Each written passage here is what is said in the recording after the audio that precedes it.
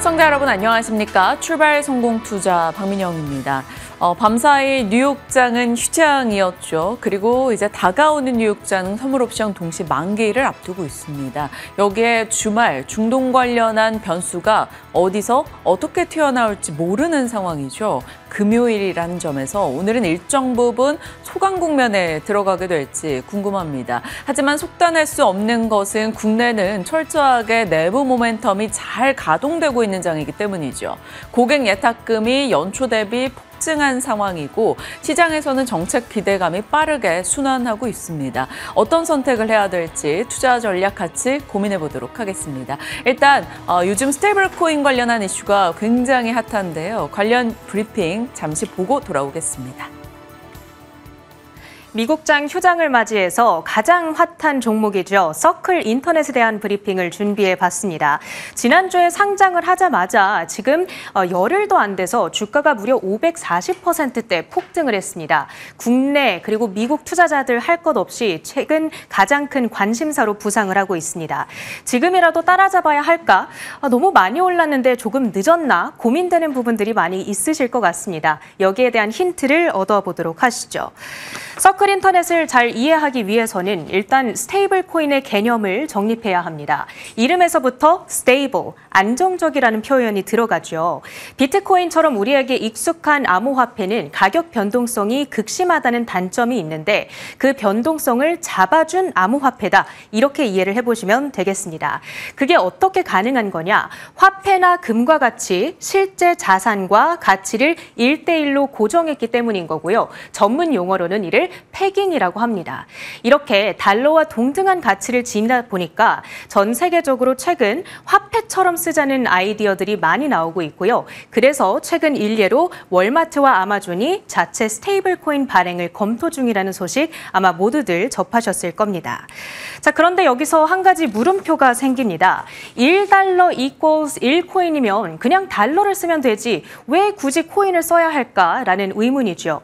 정답은 기존 뱅킹 시스템의 비효율성에 숨겨져 있습니다. 코인이 이를 해결해 줄 수 있다는 건데요. 세 가지 사례를 들고 왔습니다. 첫 번째로 은행에서 송금을 할 때 A라는 사람이 B라는 사람에게 돈을 보낼 때 A은행에서 금융결제원의 결제망을 통해 가지고 B은행에게 가야 되는 이런 복잡한 과정을 거쳐야 했습니다.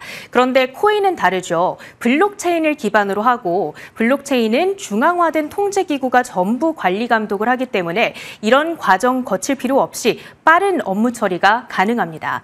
두 번째로는 환전을 할 때 금융 시스템을 사용하는 대신 비싼 수수료를 지불해야 되는 단점이 있었는데 코인을 사용하게 된다면 훨씬 빠르고 수월한 거래뿐만 아니라 저렴한 수수료까지 이용을 할 수가 있겠고요. 세 번째, 후진국에서 스테이블 코인의 수요가 높습니다. 경제적으로 불안한 국가들의 경우에는 자국 통화를 신뢰하기가 어렵죠. 자국 통화의 가치가 하루아침에 휴지 조각으로 변해버리는 경우들도 있습니다. 따라서 그 통화를 달러와 고정시키게 되면 자국의 통화가 안정되는 효과가 있습니다. 그래서 지금 실제로 스테이블 코인 사용량이 가장 높은 국가별 비중을 보시면 튀르키예라든지 아르헨티나처럼 통화 가치 불안을 겪었던 국가들이 압도적인 우위를 차지하고 있습니다. 자, 그렇다면 떠오르는 또 한 가지 질문. 스테이블 코인은 과연 진짜 스테이블 할까? 이 부분입니다. 왜냐하면 생각해 보시면 테라 루나도 스테이블 코인이었다는 말이죠. 그런데 이때는 코인 하나의 가치가 다른 코인에 의존을 했습니다. 그런데 이 두 가지 코인 모두 안전하지 않았다라는 치명적인 허술 포인트가 있었죠. 그런데 USDC는 다릅니다. 코인 하나의 가치가 실제 가치를 지니는 달러 혹은 미국 단기채에 의존한다라는 겁니다. 따라서 USDC 보유자 입장에서는 내가 가진 코인을 언제든지 US 달러로 환전할 수 있음을 보장받게 되는 겁니다. 거기다가 투명성도 높은데요. 현재 서클 인터넷은 매달 준비금 명세를 공시합니다. 100% 현금과 단기채를 보유하고 있다는 사실을 검증하게 되는 거고요. 따라서 투명성을 기준으로 봤을 때에는 여러 가지 노이즈가 있었던 테더, USDT보다도 압도적인 우위를 점한다는 전문가들의 진단이 들려오고 있습니다. 스테이블 코인을 이해했으니까 이제 서클 인터넷이 투자 가치가 있는지에 대한 답을 내려보겠습니다.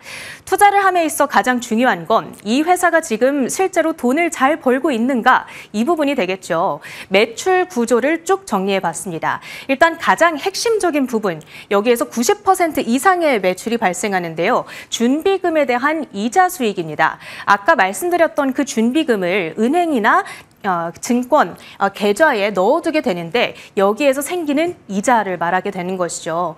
예를 들어서 USDC의 시가총액이 500억 달러라고 전제를 깔아봤을 때 이자가 5%라는 가정하에 매년 가만히 있기만 해도 25억 달러씩 이자가 뚝 떨어지는 구조가 생기게 되는 겁니다. 그 밖에도 기관 대상 서비스 수수료, 기관들은 워낙 고액의 금액을 거래하다 보니까 여기서도 적지 않은 수익이 발생하게 되고요. 세 번째가 API 플랫폼 사용료 및 부가 서비스입니다. 이건 쉽게 말해서 다른 기업들이 USDC를 사용할 수 있게끔 인프라를 대신 깔아주는 서비스를 얘기하는 겁니다. 자, 그런데 여기서 서클 인터넷의 한계점이 드러나게 되죠. 지금 대부분의 수익이 이자에 의존하고 있다라는 겁니다. 그런데 이 이자의 경우에는 연준의 기준금리가 몇 %냐에 전적으로 또 의존을 하게 되죠. 따라서 연준이 기준금리를 인하하게 되면 서클 인터넷도 단기적으로는 매출이 깎일 수밖에 없는 구조가 되는 겁니다. 따라서 우리가 당장은 서클 인터넷을 금리 민감주로 봐야 하는 이유가 여기에 있고요. 앞으로 미래 성장성을 내다봄에 있어서는 이 나머지 두 가지, 즉 비이자 수익이 얼마나 확장되는가, 이 부분이 중요할 텐데 그러기 위해서는 미국 정부가 규제를 잘 완화시켜줘야 됩니다. 그런데 긍정적인 부분은 최근 미국 정부가 친암호화폐적인 스탠스를 가져가고 있다는 거죠. 특히나 상원에서 이 스테이블 코인 법안이 통과가 됐다는 소식이 들려오면서 밀어주려는 기조가 확인이 되고 있는데 여기에는 숨은 속내가 두 가지가 있습니다. 첫 번째로는 미국 국채의 안정적인 수요처를 확보할 수 있다는 점인데 미국은 국채를 발행하고 팔므로써 재정을 조달합니다. 문제는 최근 중국을 필두로 해서 여러 국가들이 앞다퉈서 미국 국채를 매도하고 있었다라는 것이죠. 만약 스테이블 코인을 국채와 연동을 시킨다면 누군가 스테이블 코인을 구매할 때마다 발행사는 국채를 살 수밖에 없는 겁니다. 따라서 스테이블 코인이 늘어나면, 사용량이 늘어나면 늘어날수록 국채의 수요가 확보가 되는 것이고요. 달러도 마찬가지입니다. 최근 달러 패권 약화에 대한 경고음들이 많이 나오잖아요. 그런데 스테이블 코인 전체 발행되어 있는 것들을 보시면 98에서 99%는 달러를 기반으로 하고 있는 경우가 많습니다. 따라서 스테이블 코인 사용이 늘어날수록 사실은 달러가 움직이는 거구나, 이 점을 알 수 있는 겁니다. 정리를 해보도록 하겠습니다. 서클 인터넷 지난 며칠 동안 아주 많이 올랐지만 앞으로가 더 기대되는 이유, 첫 번째는 높은 투명성, 두 번째는 규제를 잘 준수하고 있다는 점, 세 번째로는 준비금 구성이 양호하다라는 부분, 특히 뱅크런 사태가 발생했을 때 USDT보다도 더 신뢰받는 자산이라는 것은 중요한 포인트가 되겠고요. 거기다가 미국 정부가 완화적인 이 규제를 풀어주려는 기조를 현재 가져가고 있다. 그리고 말씀드렸다시피 금리가 내려가게 되면 매출이 깎일 수밖에 없는 구조인데 최근 연준이 이 금리 인하에 있어서 보수적인 스탠스를 가져가고 있다. 사실 이게 전체 증시 유동성 측면에서는 불리한 포인트지만 서클 인터넷의 단기 매출에 있어서는 긍정적인 부분이라는 점까지 체크 포인트로 살펴보시면 좋겠습니다. 미국 휴장을 기념해서 최근 증시의 가장 핫한 토픽이죠. 스테이블 코인에 대한 내용 정리를 해봤고요. 국내 개장 준비를 하러 가보시죠. 스테이블 코인 어제 국내장에서도 핫했고요. 미국에서는 말할 것도 없는 최근의 흐름을 보여준 바가 있었습니다. 자, 그러면 국내에서 어제의 흐름이 어땠는지 또 주말을 앞두고 어떤 이슈들을 신경 써야 되는지 같이 정리해 보도록 하겠습니다. 양지수 모두 어제도 상승으로 끝났습니다.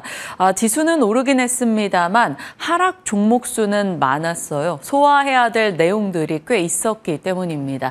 자, FOMC 금리 동결이 있었죠. 다만 제롬 파월 연준 의장이 다소 신중한 목소리를 냈습니다. 스태그플레이션에 대한 우려도 있었고요. 달러 강세, 원화 약세 속 외국인의 매도가 어제 일정 부분 출회가 됐습니다. 중동 리스크 또한 자리하고 있었고요. 국회 본회의가 계속 연기되고 있습니다. 개인 투자자들이 지금 몹시 기대하고 있는 분야 중 하나가 상법 개정일 텐데요. 이 정책 기대감이 이연되고 있다라는 점에서 어제 금융건설, 지주 등의 일부 종목들은 차익 실현이 있었습니다. 다만 지주사 내에서도 못 갔던 지주사들은 또 어제는 올라가는 흐름이 있었어요. 저희 시간에 오늘 출연 예정이신 조성우 부장이 그런 측면에서 CJ에 대해서 언급을 하셨던 바가 있었는데요. 일단 어제장의 분위기는 CJ는 나쁘지 않았었기 때문에 오늘 오시는 대로 그 부분에 대한 AS도 살짝 챙겨가도록 하겠습니다. 자, 그 밖의 특징주들입니다. 정부 측에서 AI에 대한 명확한 투자 의지 그리고 속속들이 그것을 좀 구체화하고자 하는 인사 등이 단행이 되고 있죠. 네카오, 삼성, SDS 등의 종목들이 강세였습니다. 그 전날 네이버를 따라가듯 어제 카카오 시세가 굉장히 강했던 하루였죠. 9%의 급등이 있었고요. 삼성, SDS 시세 또한 요즘 분위기 굉장히 좋습니다. 뿐만 아니라 어제 짚었던 5대 문화광국, 이 K-콘텐츠 등에 투자를 하겠다라는 이슈가 있었는데요. CJ E&M도 5%의 상승세였고요.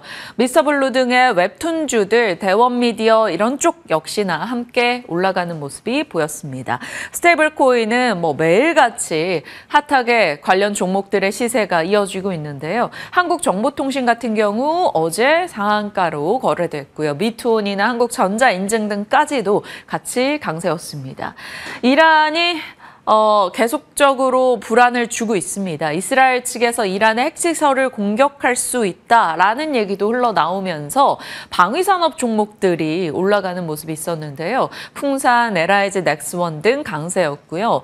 마이크론의 실적을 앞둔 상황에서 요즘 DDR4 가격이 굉장히 가파르게 수직으로 치솟고 있습니다. 이런 이슈 등이 좀 부각이 되고 있고 반도체 대형 종목들보다 오히려 소부장에서 관심을 좀 받고 있는 모습이죠. 어제 한미 반도체 5.7% 상승, 장중에 윗꼬리가 좀 달리는 모습이 있었습니다. 이수페타시스 저희 김태성 본부장님 지속적으로 얘기하고 계시는데요. 어제 4% 상승으로 끝났죠. 자, 중국에 대한 기대감이 있는 쪽 어제 보고서 업데이트 하나 했었습니다. 롯데관광개발 어제 9%의 상승이었고요. YG플러스, 노머스 등 엔터 쪽 진영도 나쁘지 않은 분위기였습니다.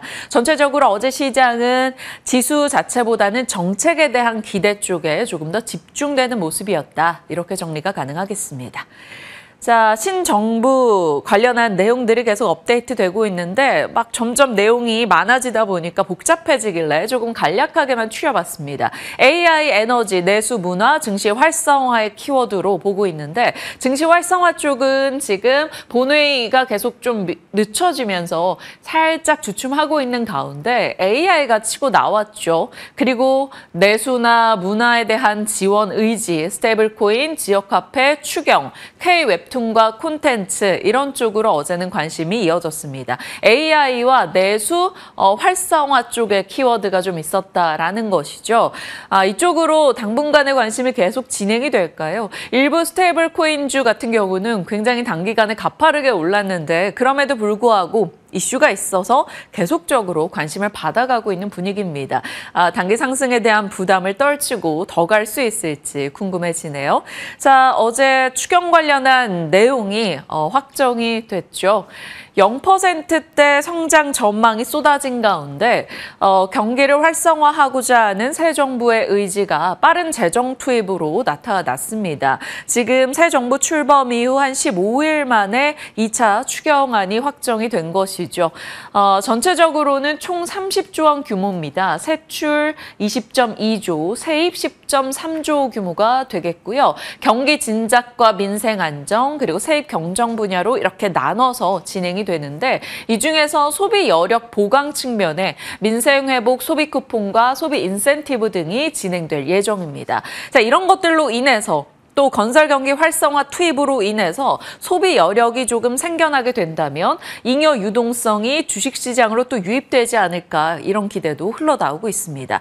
명확한 건 내수 활성화, 소비 여력을 늘려보겠다라는 것이기 때문에 소비재나 유통기업 등이 좀 수혜를 볼 수 있을까 이렇게 연결이 가능하겠죠. 그러면 종목으로 예를 한번 들어보겠습니다. 추경으로 인해서 소비 여력이 생겨난다면 정말 경기가 조금 좋아지게 된다면 그로 인해 광고 집행이 늘어나는 것까지 고려해 봤을 때 곳곳에서 이야기가 나오는 종목들입니다. 쇼핑 플랫폼에서 네이버, 카카오, 카페24. 카페24 같은 경우는 스테이블 코인이라던가 유튜브 이슈 여러 가지가 맞물려 있는 기업이긴 하죠. 어제장 급등 출발을 보였었다가 상승분을 거의 반납하며 5%대 상승으로 마치기는 했었습니다. 어떤 시세가 있을지는 모르겠으나 지켜봐야겠죠. 네카와 카페24 그리고 유통주 어제 이 시간에 신세계 또 살짝 언급을 드렸었는데 신세계와 신세계 그룹주들의 분위기가 요즘 나쁘지 않게 진행이 되고 있습니다. 신세계 INC 같은 경우는 또 어제 시장 대비 훨씬 더 좋은 시세를 기록하기도 했었죠. 자, 지역 화폐 쪽, 광고 쪽, 그리고 결제 쪽까지 시장에 관심이 들어와 있는데요. 어느 쪽으로 시세 연속성이 더 지속될지 체크해 나가도록 하겠습니다. 자, 그리고 어제장에 핫했던 것은 원전 해체 쪽이었습니다. 6월 9일에 방송 기억나십니까? 한수원이 내년도 미국 원전 해체 시장 진출 계획을 밝혔다라는 것을 전달드리면서 원전 해체에 좀 이야기를 했던 바가 있었습니다. 원전 해체라는 것은 시설을 영구적으로 폐쇄하고 재염하고 용지를 철거하고 복원하는 과정이 되겠죠. 그 당시에는 2022년도 기준으로 말씀을 드렸었는데 2025년도 기준으로 전 세계 214개 원전이 영구정지 상태이고요. 이 중에서 해체 완료된 원전은 딱 25기에 불과합니다. 원전을 해체하는 수순이나 그 기준이 각 국가별로 다르기도 하고 해체하는 기술을 갖고 있는 국가가 그리 많지 않다라는 점에서 순차적으로 이 원전 해체 시장은 원전의 붐과 함께 같이 클 수밖에 없는 분야다 이렇게 말씀을 드렸었죠. 물론 트랙 레코드가 필요합니다. 이력이 필요하다라는 것이죠. 아직까지 우리는 원전 해체 경험이 전무합니다. 미국, 독일, 일본만 경험을 보유했고 해체가 완료된 원전 25기 중에 17기는 미국입니다. 그러니까 나머지 독일, 일본이 조금씩 갖고 있다라는 점이죠. 그렇기 때문에 그때 당시에 중요하다라고 말씀드렸던 것이 고리 1호기의 해체 승인 지연이 해결될 필요가 있다라는 것이었습니다. 자, 그런데 어제 부각이 된 이슈가 이것이죠. 6월 26일에 한국의 최초 발전용 원전 고리 1호기 해체 승인 심의에 들어가게 됩니다. 1972년도에 건설 운영 허가를 받았고요. 78년도에 상업 운전이 시작이 돼서 수십 년간 가동이 됐다가 2017년도 6월에 영구 정지된 고리 1호기입니다. 이제 8년여 만에 심사에 들어가게 되는데 해체 승인이 날 수 있을 것인지 해체 승인이 나게 된다면 관련해서 종목들을 봐야 한다라는 얘기가 나오고 있죠. 원전 하나를 해체하는 데는 약 1조 원의 돈이 들고 최소 15년이 소요됩니다. 그래서 일전에 원전에 대한 브리핑을 할 때 원전 하나가 태어나서 이제 사라지기까지 한 100여 년이 걸리기 때문에 엄청난 원전의 생애 주기를 고려했을 때 원전 기업들은 엄청난 신뢰를 바탕으로 계약이 진행된다 이렇게 말씀을 드렸던 바가 있었습니다. 자, 국내에 설계된 수명 만료되는 원전들 이렇게 정리를 해봤습니다. 이번에 이슈가 되고 있는 게 바로 고리 1호기 6월 26일까지 일정이 있기 때문에 시장이 좀 더 관심을 줄 수 있을지 봐야 되겠죠. 방사선을 좀 낮춰주는 그 농도를 낮춰주는 지금 재현 작업이 진행이 되고 있는 상황이고요. 이번에 해체 수순을 밟게 된다면 해체 설계 인허가, 재염, 절단 처거, 폐기물 관리, 부지 복원까지 이 해체 과정의 수순을 밟게 될 겁니다. 그런 과정에서 앞으로도 이렇게 남아있는 원전들이 많이 있는데 이들 같은 경우는 지금 대다수가 설계할 때 이제 사용 기한은 좀 도래한 상황입니다. 그렇기 때문에 그 이후의 흐름에 대해서 좀 수명 연장할 것으로 예상이 되고 있죠. 원전의 수명이 늘어난다라는 것은 정비를 많이 해야 되는 것이고요. 정비 보수 작업이 뒤따르게 될 것이고 해체 작업까지 수순으로 들어가게 된다면 해체에 대한 시장도 또 커질 여지가 있겠죠. 물론 이것은 굉장히 길게 바라봐야 되는 시각이기도 합니다. 원전 수명이 늘고 있다는 것에서 아이디어를 봤을 때 해체까지 넘어가게 된다면 그 시장이 어느 정도 될 것인가. 지금 세계 곳곳에서 이제 예산을 집중을 하고 있는 가운데 어느 정도 전망하는 이 시장은 500조 정도 해체 시장 언급이 되고 있습니다. 어제 관련해서 이제 6월 26일 이제 일정이 있다 보니까 관련 종목군들이 관심을 좀 받았죠. 우진엔텍 상한가. 원전에 대한 계측 설비 작업을 하고 있고 해체 쪽에 대해서도 국책 사업을 수행했던 이력이 있기 때문에 그 부분에 대한 기대가 이 종목의 상한가로 좀 이끌어냈습니다. 오르비텍도 유사하죠. 상한가를 기록했고요. 한미글로벌도 올라갔고 우진엔텍의 제 모회사인 우진 역시나 상승세를 기록했고요. 우리기술, 태웅, 한정 KPS 등등의 종목이 올라섰습니다. 자, 보통 앞단에 두는 것은 이제 언제나 두산 에너빌리티이죠. 다만 지금 해체 쪽에서도 두산 에너빌리티가 갖고 있는 사업 영역이 명확하고 중요한데 시장에 일단 관심으로 봤을 때는 그동안 많이 올랐던 두산 에너빌리티보다 오히려 다른 쪽이 좀 더 적은 사이즈 종목들이 더 민감하게 반응을 했던 것 같습니다. 건설주들도 여기서 빠질 수 없는 부분이고요. 휴림 로봇 등의 종목들까지 챙겨서 정리를 해봤으니까요. 관련한 원전 해체 관련주들 일단 요 정도 참고해 주시길 바랍니다. 어제 시간 외에서 이제 대창 솔루션이나 위드텍 등의 종목들도 같이 올랐다라는 점 참고해 주시죠. 자, 이렇게 시장 속에 원전 해체 쪽 뉴스까지 정리를 해봤고요. 자리 이동해서 좀 더 추가된 확인할 뉴스들 열어보도록 하겠습니다. 미국 국방부에서 한국을 비롯한 아시아 동맹도 GDP의 5%는 국방비 지출을 해야 한다. 이런 얘기가 나왔습니다. 또 어제도 방산주는 괜찮았는데 이게 중동 불안 이슈가 같이 영향이 돼 있고 구리값에 기대서 구리 수요에 기대서 풍산 등이 좀 더 가볍게 올라가는 것에 영향을 받고 있습니다. 방산주들 일단 여기서는 체크가 가능한 대목이고요. 트럼프 대통령은 이 중동 관련한 이슈 속에 이란의 공격 여부 2주 내에 결정할 거다. 생각보다 긴 시한을 언급을 했죠. 협상 가능성이 상당히 있다. 결국에는 이란이 핵을 포기하길 바라는 것, 그것에 대한 협상의 시간을 좀 줬다라는 느낌을 주고 있습니다.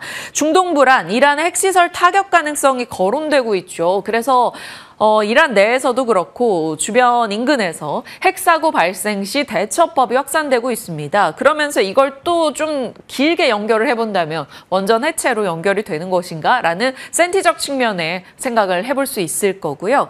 MSCI의 접근성 검토일입니다. 이제 6월 24일까지 최종 그 일정을 좀 두고 있을 텐데 한국의 공매도 평가의 플러스 상향, 규제 안정성을 좀 지켜볼 거다. 이런 얘기가 나와서 이런 부분에서 접근성 평가 내용이 좋다면 사실 선진국 지수 편입에 대한 기대도 좀 일부 생겨날 수 있거든요. 이걸 같이 기억을 하고 봐야 될 것 같습니다. 그리고 금융위 측에서 한국거래소 거래 시간 12시간으로 확대하는 걸 검토한다. 그러니까 하루 24시간의 절반이 거래 시간으로 된다? 이거 저희가 경제방송으로서 좋아해야 될지 아니면 근무에 대한 고민이 좀 생기는 대목이긴 한데요. 일단 증권주에게는 이런 이슈가 차곡차곡 쌓여간다는 건 나쁘지 않은 뉴스가 되겠죠. 지켜보도록 하겠습니다. 그리고 AI 쪽이요. 하정우 AI 미래기획수석의 첫 브리핑이 어제 있었습니다. AI가 국가 미래 전망을 좌우할 것으로 보고 있고 3년에서 5년 인공지능 시대의 골든타임이다라고 얘기하고 있습니다. 그래서 이게 또 AI 진영에 힘을 줄지 각각의 뉴스 속에서 키워드를 뽑아서 확인할 뉴스를 정리해봤고요. AI 소프트웨어 진영이 요즘 꽤 돌아가면서 핫하게 올라가고 있기 때문에 AI 소프트웨어에 대한 분류를 한번 해봤습니다. 넘겨보시죠. AI 쪽에서 굉장히 많은 종목들이 있죠. 그래서 각 분야별로 일단은 넣어봤는데요. 지금 시장에서 예전에는 AI 소프트웨어 쪽이 올라갈 때 보통 이 윗줄에서 굉장히 강한 시세를 보였었죠. 근데 어제장에서는 이제 업무용 AI 소프트웨어 진영도 강했습니다. 한글과 컴퓨터, 더존비전, 오브젠, 사인앱 소프트 이런 쪽의 종목들이 요즘에 또 좀 관심을 받고 있는 것 같고요. 그 밖에 놓고 봤을 때 AI 공급망 솔루션에서 엠로, 신플랫폼, 삼성 SGS도 들어갈 수 있을 것 같고요. 교육 AI 쪽은 웅진싱크빅, 유비온 등이 있겠죠. 여러 종목들이 있는 가운데 시장에서 어떤 이슈에 좀 더 초점이 맞춰지느냐에 따라서 그날그날의 AI 종목들은 조금 달리 진행될 겁니다. 이제 6월도 얼추 지나가고 있는데요. 6월이 지나가고 나면 7, 8월부터 이제 하반기가 본격적으로 시작이 되죠. 대신증권에서 하반기에 대한 일부 업데이트 보고서를 냈는데 그중에 제약 바이오 부분만 발췌를 했습니다. 관세 압박으로 인해서 조금의 흔들림이 있었던 섹터 중에 하나일 텐데요. 관세 영향 제한적일 것이다라고 얘기합니다. 오히려 미국의 중국 때리기 과정 속에서 중국의 대체 공급처로 수요 확대가 있지 않겠느냐. 물론 직접적으로 의약품 등을 판매하는 기업들은 부담이겠지만 CDMO나 바이오시밀러 기술 수출 기업들이 국내에서는 더 많다라는 점에서 일정 부분 이 관세에 대한 압박은 주가에 선반영이 되어 있고 하반기는 이들의 매력도가 빛날 수 있다라고 이야기하고 있습니다. 밸류 매력이 부각될 거다라는 거죠. 거기다가 이제 하반기 금리 인하 분위기가 형성이 된다면 실적 반등과 함께 주목해보자라는 것이고요. 삼성 바이오로직스와 유한양행을 대신해서는 제약바이오 탑픽으로 일단 꼽고 있습니다. 삼성 바이오로직스도 유한양행도 시장의 다른 종목 뜨겁게 움직이는 것 대비해서는 정말 관심권역에 요즘 못 들고 있어서 아쉬운데요. 좀 힘을 내는 하반기가 될 수 있을지 지켜봐야겠죠. 자, 곧 하반기 대신해서 이제 관세 관련 영향 시나리오를 냈는데요. 위탁 생산 업체들, 수출 및 신약 업체들, 바이오시밀러, 신약 개발사별로 관세에 대한 영향도였습니다. 여기서 좀 직접 판매하는 업체들은 일정 부분 타격이 예상되나 그 외로는 관세 압박이 좀 적다라는 데 초점이 맞춰져 있죠. 다만 실제로 관세를 세게 부여받게 된다면 이들의 고객사들이 마진에서 좀 타격을 받을 여지가 있어서 그렇게 되면 그들이 수익 악화되는 게 당연히 그 낙수 효과를 받는 쪽에서 좋을 리가 없겠죠. 그래서 관세 장기화 혹은 관세 강도가 세게 나올 경우는 좀 영향이 있겠지만 단기적으로는 큰 타격이 없다 이렇게 얘기하고 있습니다. 참고용으로 내용 살펴주시고요. 다음은 이제 또 다른 유니콘 중에 하나죠. 꿈의 치료제, 카티 치료제 대중화에 대한 얘기. 이런 내용이 사실 주가 반영은 잘 안 됩니다만 이슈 차원에서 계속 추적은 하고 있습니다. 어제 이제 미국 펜실베니아대 의대와 캡스톤 테라퓨틱스의 연구진이 국제학술지 사이언스에 공개한 내용인데요. mRNA 전달체를 이용해서 환자 몸에서 직접 카티 세포를 만드는 기술이 개발됐다라는 소식입니다. 물론 이것은 국제학술지 공개고 이 이후에 안전성과 지속성을 계속 확인해 나가야 되는 과제는 남아 있습니다. 이 부분은 사실 꿈의 항암제로 여겨지죠. 기존의 카티 치료제 같은 경우는 혈액을 채취해서 T 면역세포에 분리를 합니다. 그리고 유전자를 조작하고 배양하고 카티 길잡이를 달아서 증식하고 투약하기까지 한 14일 정도가 걸리는데요. 여기서 얘기가 되고 있는 체내합성 카티 치료제 같은 경우는 바이러스나 mRNA 약을 몸에 주사해서 환자 체내에서 합성을 합니다. 소요 시간 하루밖에 안 되고요. 치료 효과는 한 2주 정도 지속된다고 하네요. 거기다 치료제 단가도 과정이 적다 보니까 굉장히 싸집니다. 그러면 꿈의 치료제라고 하는 카티 치료제의 대중화에 한 발 더 다가가는 내용이 될 수 있을까요? 세포치료 관련제들, 큐로셀, 에클론, EN셀, 7C셀 이런 종목들 일단은 정리했는데요. 그냥 우선은 이 이슈가 있구나 이렇게 참고용으로만 살펴주시길 바랍니다. 자, 일정 확인해 보겠습니다. 이번 주 일정 많은 것들이 지나갔죠. 그런데 주말에 중동 관련한 리스크가 어떻게 전개되는가, 그 리스크 고조 여부가 굉장히 중요할 것 같고요. MSCI 글로벌 시장 접근성 리뷰 어떤 내용이 나오는지 보시죠. 미국은 오늘 선물옵션 동시 만기일 진행이 되고요. 당뇨학회 일정 있고요. 오늘이 20일이더라고요. 그러면 내일 또 21일 6월 20일까지 수출입 데이터가 쏟아질 겁니다. 관련해서 뭐 변압기, 화장품, 건강기능식품 등등해서 반도체도 마찬가지고요. 수출입 데이터 내용을 한 번 더 확인해 주시면 될 것 같습니다. 방탄소년단 슈가 소집 해제일도 또 내일입니다. 요즘에 엔터 쪽도 스물스물 분위기 꽤 좋은데 이쪽으로 지속 관심을 둘 수 있을지 궁금해지고요. 일각에서는 로보택시 운행 일정이 또 미뤄질 수 있다라는 얘기도 나오고 있는데 일단은 일정은 이번 주 일요일이라서 체크는 했습니다. 나토 정상회의 6월 24일.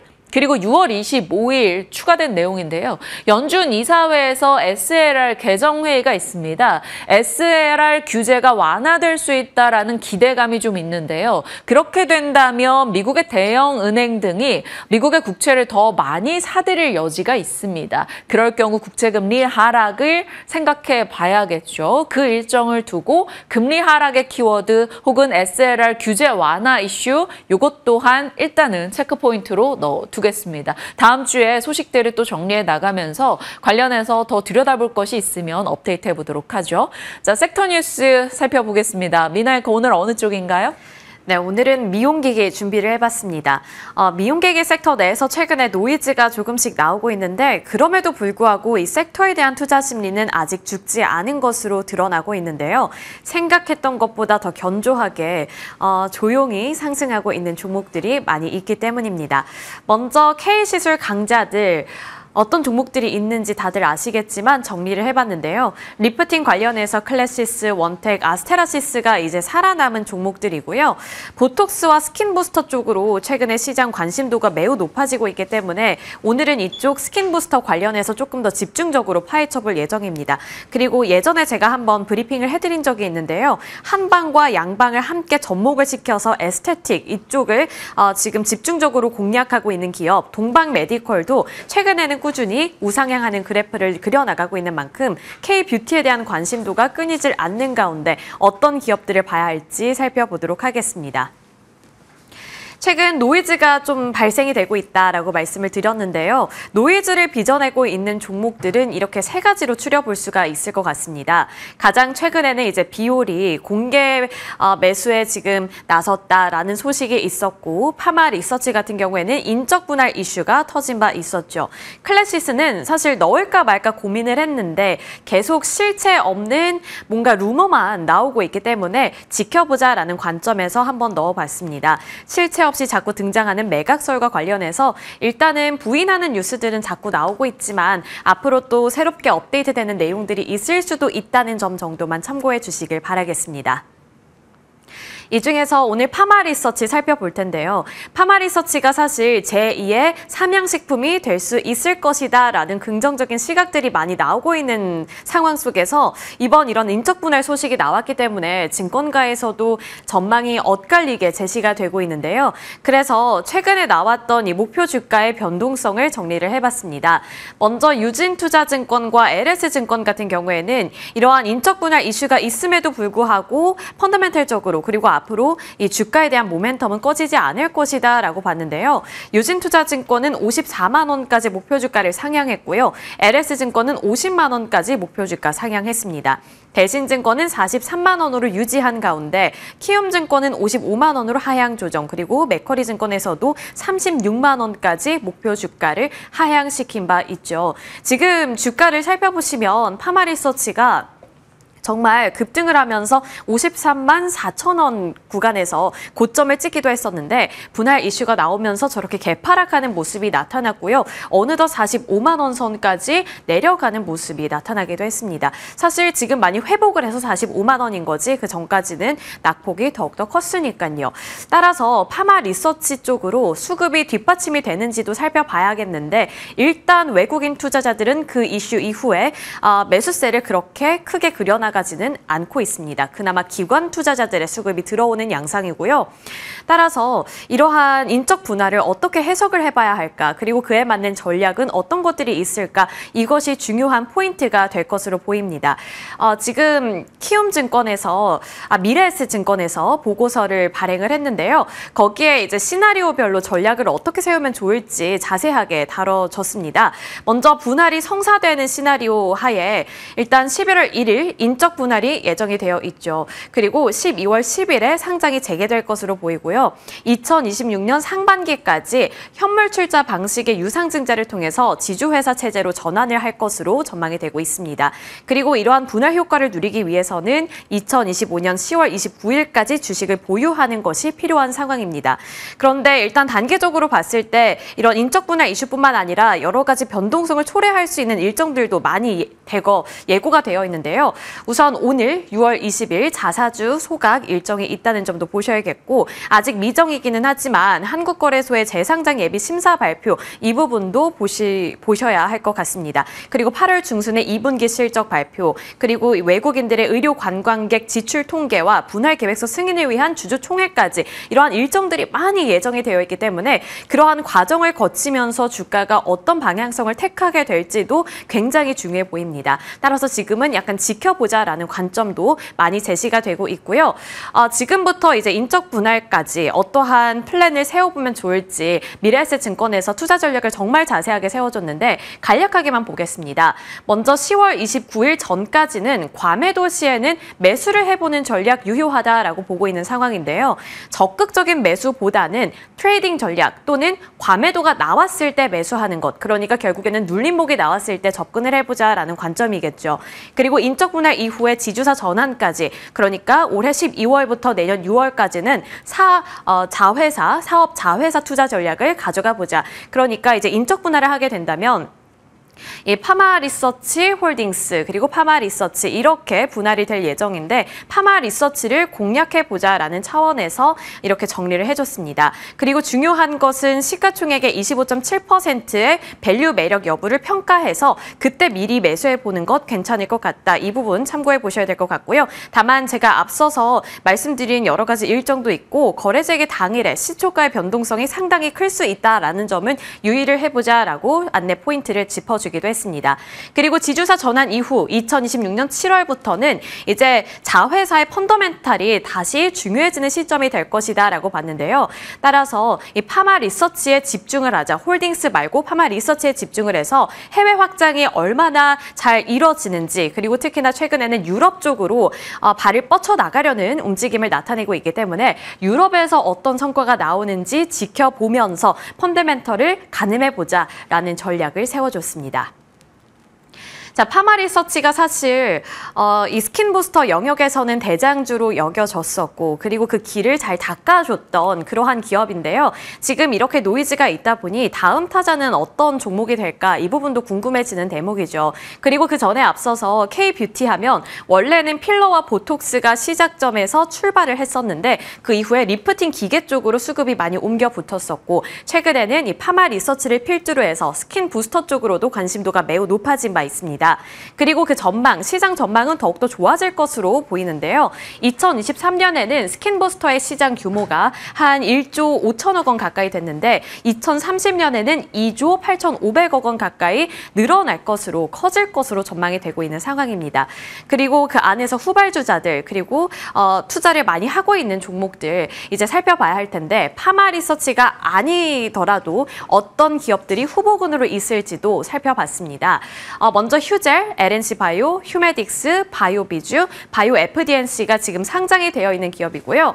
GFC생명과학 같은 경우에는 아직 상장이 되어 있지는 않은데 다음 달에 상장이 예고가 되어 있습니다. 그리고 기업별로 지금 스킨부스터 관련해서 어떠한 사업을 영위하고 있는지도 정리를 해봤는데요. 휴젤, 필러, 보톡스 이쪽에 강한 휴젤은 스킨부스터 쪽에서 사업을 확대하려는 움직임 나타내고 있습니다. 그리고 LNC바이오 같은 경우에는 휴메딕스와 함께 손을 손을 잡고서 엘라비의 리투를 출시하고 있고요. 지금 파마리서치가 피부 재생 효과로 굉장히 유명해진 건데 마찬가지로 피부 재생 효과에 탁월한 이런 스킨 부스터를 개발하고 있다는 점 체크 포인트 되겠습니다. 바이오비주도 최근 들어서 시장에 관심을 많이 받고 있는 종목 중에 하나인데요. 바이오비주도 이 스킨 부스터 칸드롭 셋업과 아세나르트 이 두 가지를 개발을 하고 있기 때문에 이 부분에 대한 투자 포인트도 짚히고 있는 상황입니다. GFC 생명과학은 이제 다음 달에 상장을 할 것이라고 말씀을 드렸는데 엑소줌 성분에 특화되어서 마찬가지로 피부 재생에 효과가 좋은 그런 스킨 부스터 예정이 되어 있고요. 바이오 FDNC 같은 경우에도 최근에 이 원료 개발 기업으로서 주목을 많이 받고 있습니다. 따라서 이러한 기업들 눈여겨보시면서 과연 누가 파마리서치의 뒤를 이을 수 있을지도 하나의 관전 포인트가 되겠죠. 그리고 앞서서 제가 여러 가지 기업들 어떤 사업을 영위하고 있는지 말씀을 드렸는데 이쪽 바이오라는 키워드를 달고 있는 두 가지 기업이 최근 시장에서 새롭게 또 주목을 받고 있습니다. 그리고 최근에 6월 19일 어제 그로스 리서치에서 이 두 가지 종목을 탁 꼽아서 이렇게 정리를 해줬는데요. 이 두 가지 종목의 공통점은 중국 시장을 겨냥하고 있다는 점입니다. 우선 바이오 비주를 살펴보시면요. 중국 유통 전문 기업인 청담글로벌의 자회사로서 중국에 진출하기에 굉장히 용이한 기업입니다. 그리고 지금 중국향 매출액 자체가 차지하고 있는 비중이 굉장히 높은데 매출처에서 중국이 차지하고 있는 비중이 67%나 되고 있는 상황이고요. 매출 비중 중에서 스킨 부스터가 한 30%, 필러가 23%를 차지하고 있습니다. 그리고 고품질 대비 시술가가 낮기 때문에 중국 시장에서 가격 경쟁력을 갖고 있기 때문에 다른 브랜드 대비 경쟁력에서 우위를 선점하고 있고요. 글로벌적으로 확장을 하기 위해서 2026년에는 이 공장을 증설할 것으로 예정되어 있습니다. 이렇게 공장이 증설될 경우에는 캐파가 264만 개에서 무려 865만 개까지 증가할 수 있을 것이다라는 효과 누려볼 수 있겠습니다. 그리고 마지막으로 바이오 FDNC 같은 경우에는 원료 제조사인데요. 숨겨져 있는 수혜주다 스킨 부스터의 원료를 생산하고 있는 기업이기 때문이죠. 그리고 전일장에서도 11% 넘게 급등을 했습니다. 일단 그 이유는 마이크로 니들 패치 같은 경우에 중국에서 위생 허가를 받았다라는 소식과 함께 전일장에서 저렇게 11% 넘게 급등을 한 거고요. 그뿐만 아니라 이 스킨 부스터 원료 관련 매출 성장률이 매년 30%씩 찍히고 있다는 점도 고무적인 포인트입니다. 그리고 작년에는 미국의 AM 메딕스와 함께 공급 계약을 맺었는데요. 이 공급 계약을 맺음으로써 발생하는 매출액이 올해부터 반영이 될 것으로 예정이 되어 있습니다. 따라서 원료와 관련해서 이쪽도 눈여겨보시면 좋을 것 같습니다. 자, 이렇게 K-뷰티, 미용 의료기기 쪽에서 스킨 부스터 이쪽이 시장의 관심을 또 새롭게 받고 있는데요. 관련된 기업들을 지금 잡아봐도 괜찮을지, 최적의 매수 타이밍은 언제가 될지 저희와 함께 전략 세워보시죠.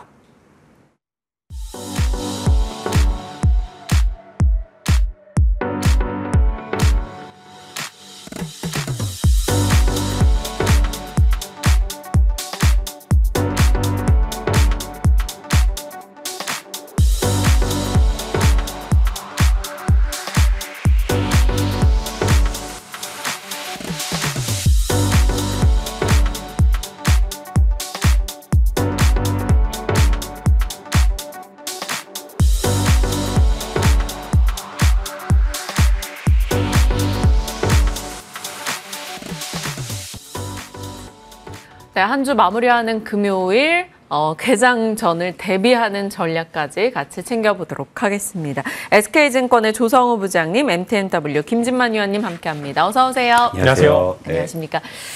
조성우 부장님 일단 시장에 대한 판단 어떻게 하고 계시는지 궁금해요. 지수는 어떤 이슈가 있더라도 일단은 상승을 좀 지키면서 마무리하는 분위기였던 이번 주입니다. 엄청나게 늘어난 고객 예탁금 효과도 있을 것 같고요. 전체적으로 내부 정책 모멘텀이 강화되고 있는데요. 어떤 판단하세요? 글쎄요, 약간의 조바심과 포모를 잘 극복하시면 굉장히 전 괜찮은 장이라고 보거든요. 자기 차례는 반드시 오고요. 그런데 여러분들께서 이제 조금 뭐가 좀 급하신지 이제 너무 좀 이제 이 안에서도 좀 초과 수익을 너무 좀 이렇게 당장에 좀 노리시려는 그런 심리가 많이 보여요. 그런 부분만 좀 우리가 잘 제어하고 내 차례가 곧 오겠지라고 생각하시면 사실 그 어느 때보다 전 좋은 시장이라고 보거든요. 그냥 느긋하게 그냥 뭐 이렇게 안 오른 거 사놓으면 분명히 또 시세가 있는데 나는 그런 시장이기 때문에 지수의 방향성에 대해서는 크게 의심하지 마시고 요즘의 특징이 뭐냐면 물론 이제 중동 리스크 때문에 시장이 좀 흔들리기도 했습니다만은 그 외에 어떤 좀 시장의 패턴을 보게 되면 아까 말씀하신 대로 고객 예탁금도 늘어나고 지금 증시에 대기 매수세가 좀 풍부해지다 보니까 조정을 받더라도 거의 장중 조정으로 끝나는 그런 패턴이거든요. 그것도 여러분들께 굉장히 좀 의미 있는 어떤 힌트를 주는 것 같아요. 그러니까 무턱대고 지금 질주하는 걸 따라가실 필요 굳이 없고요. 장중에도 그런 조정을 통해서 좋은 가격에 살 수 있는 그런 타이밍도 충분히 좀 주고 있기 때문에 약간의 템포 조절만 하신다면은 그리고 약간의 욕심만 조금 낮추신다면은 굉장히 좋은 장이라 말씀드리고 싶네요. 네, 굉장히 좋은 장에서 지금 유독 더 좋아 보이는 쪽이 있는데 네이버 카카오입니다. 조성호 부장님, 네이버 카카오 말씀을 4월에도 좀 주셨었기 네. 때문에 저희 갖고 계신 분들을 위한 AS도 짤막하게 하고 갈게요. 예, 네이버는 사실은 저에게는 일종의 뭐라 그럴까요? 아픈 손가락이라고 해야 될까요? 뭐 개인적인 여담입니다만 우리 아이들 앞으로 사준 대표적인 주식 중에 하나가 네이버기도 했고요. 몇 년 동안 정말 꿈쩍도 안 하고 그러면서 네. 좀 전 납득이 안 됐죠. 왜냐하면 네이버는 사실 실적만 내면 사상 최대 실적을 계속 보여준 대표적인 우리나라의 몇 안 되는 기업임에도 불구하고 시장에서 뭐가 그렇게 밉보였는지 뭐가 그렇게 찍혔는지 굉장히 사실 박한 평가를 받았던 거예요. 사상 최대 실적을 내도 야, 너 임마 라인 임마 노이즈 있으니까 임마 그것도 임마 안 될 것 같고 또 좀 이제 사상 최대 실적 나니까 아이 뭐 스마트 스토어 잘 되는데 너 뭐 쿠팡 이길 수 있어. 사실 이런 분위기였단 말이죠. 그래서 저도 사실은 굉장히 좀 답답한 부분이었는데 이번에 이 신정부에서 AI 수석이 신설되면서 네. 네이버 클라우드 센터 이것도 사실 시장에서는 좀 반향이 컸어요. 왜냐하면 그동안 우리가 AI라고 했다고 하면은 보통 이제 엔비디아를 중심으로 한 하드웨어 논리가 그동안 주도를 해왔었던 네. 상황이었는데 이번에 신정부에서 AI 산업을 육성한다고 해가지고 AI 수석에 딱 지명된 발탁된 사람이 소프트웨어 기업 쪽이었단 말이죠. 사실 이게 지금 촉발이 돼가지고 드디어 이제 비로소 AI 소프트웨어가 시장의 이제 주도주로 이제 등극을 하는 이제 그런 어떤 모습이고요. 그러다 보니까 뭐 네이버를 비롯해서 카카오 그리고 삼성 SDS 그러니까 우리 시장을 대표하는 AI 소프트웨어의 초대형주들이 지금 동반급등을 하다 보니까 동생들까지 끌어주는 모습이거든요. 근데 저는 사실 네이버가 단기에 급등을 해서 가격적인 부담, 그래서 제가 여러분들께 조바심을 느끼지 마시고 좀 느긋하시란 말씀도 물론 단기 급등에서 좀 부담스러운 좀 그런 어떤 측면들은 있지만 저는 분명히 또 이제 조정은 좀 줄 거라고 보거든요. 그래서 이제 조정 시에 매수를 저는 해도 좋다라는 그런 관점으로 이건 뭐 네카오를 같이 말씀드려도 마찬가지고요.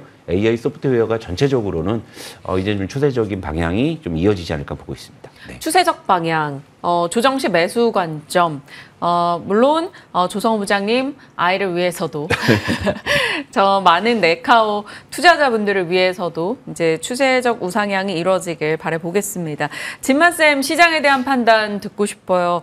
어떤 고민을 하고 계시는지 그리고 이제 카카오에 대해서 6월 10일에 지금부터 좀 관심을 가져야 한다. 신플랫폼도 얘기를 그렇게 주셨던 바가 있어서 소프트웨어 쪽에서 시장과 함께 이 카카오 신플랫폼 AS 하겠습니다. 네, 일단 뭐 3,000포인트를 교묘하게 못 넘깁니다. 이제 한 번 정도 찍어줄만 하지만 그쪽 닫기 근처만 가면은 전체적으로 차익 실현 매물이 나오고 있는데 일단은 여태까지 시장을 주도했었던 여러 가지 섹터, 뭐 저PBR이라든지 여러 가지 뭐 지주사 관련된 여러 가지 상법 개정안들이 연기가 되면서 단기간 일주일 정도의 공백이 좀 생겼습니다. 여기서 추가적으로 연기 가능성도 존재를 하는데 이 사이에 나오는 여러 가지 노이들 지금 보시게 되면 유상증자도 꽤나 많이 나오고 있고요. 뭐 분할에 대한 이슈들도 나오고 있는데 관련해서 일단 연기가 됐기 때문에 그 사이에 여러 가지 이슈 공백 때 지수가 살짝 옆으로 누울 가능성, 즉 이제 폭락을 한다라는 이야기가 아니라 조금 이제 옆으로 한 2, 3일 정도 횡보하는 기간들을 가질 수 있다라고 생각이 되는데 여기서 지수를 버틸 수 있을 만한 버텨줄 만한 종목들을 과연 외국인들이나 기관은 삼성전자로 가정을 하고 삼성전자 쪽에 수급이 들어올지 아니면은 수급 공백이 있는 바이오나 이제 2차 전지 쪽으로 들어올지 있지 여부를 조금 여러분들이 보시면 좋을 것 같고요. 지금 많이 오른 이제 이번 주에 시장을 주도했었던 네이버와 카카오 쪽은 분명히 쉬어가는 구간이 다음 주 초에서 아마 나올 것으로 전망이 됩니다. 그만큼 근데 네이버와 카카오가 올라가고 있다는 거는 그만큼 시장에서 유동성이 풍부하다라는 점을 반증하는 그런 이슈이기 때문에 여러분들께서 크게 걱정하실 필요는 없다라고 생각이 되고 있고요. 제가 이제 6월 말까지는 뭐 시장을 즐겨도 될 것 같다. 네. 6월 말, 7월 초에 있을 매크로 변수들만 조금 대비를 하면은 여러분들 분명히 즐기셔도 된다라고 이야기를 했는데 이제 방금 부장님께서 말씀하신 것처럼 지금 이제 조바심을 가질 필요는 없습니다. 이제 이게 사실 이게 분명히 지수 대비해서 많이 오르는 종목들도 많이 나오고 있고 이제 최근 2, 3일 정도 AI라는 여러 가지 갈래에서 막 시가총액이 한 1,500억 이하의 여러 가지 종목들이 막 상한가 가는 경우가 굉장히 많은데 여러분 안 보셔도 됩니다. 굳이 모른다라고 가정하면 내가 모르는 기업을 투자하는 것보다는 차라리 그냥 네이버 카카오를 앉아서 딸깍 하시는 분들이 큰 돈을 넣으시기 조금 더 좋고 그다음에 사실 AI 너무 소형주들은 내가 정말 갖고 있는 큰 돈을 넣기에는 내가 모르는 기업이기 때문에 좀 애매한 부분들이 있어서 조바심만 조금 피하시면 여러분들에게 수익을 주는 시장이다 말씀을 드리면서 오늘이 조금 더 이제 지난주에도 제가 13일에 금요일이라 조금 조심할 필요가 있다라고 했는데 그때 또 좀 하락이 나왔는데 오늘도 일단은 그동안 시장을 주도했었던 이제 스테이블코인 관련주들이 어제 시간에 거래해서 조금 많이 빠졌습니다. 그래서 이게 주도주를 교체하는 이제 시간이기 때문에 이 수급이 다른 데로 이동하는지 여부를 지켜보시면 좋을 것 같고요. 이 수급이 이제 만약에 뭐 화장품이라든지 준비된 섹터에 또 가게 될 경우도 충분히 존재를 하니까 이제 화장품도 사실 많이 쉬어갔습니다. 뭐 가는 종목은 가고 있지만 그렇지 않은 종목 못 가는데 후발주자가 이어서 바톤을 받을지 여부를 보시면서 여러분들 뭐 3,000포인트 이전에서 쉬어갈 때도 분명히 좋아하는 섹터나 올라가는 섹터는 존재하니 그 섹터들을 공략해 보시는 게 좋을 것 같다 말씀을 드리겠습니다. 두 분 다 AI 소프트웨어 진영에 대해서는 긍정의 시각을 한 번 더 확인을 해 주셨습니다.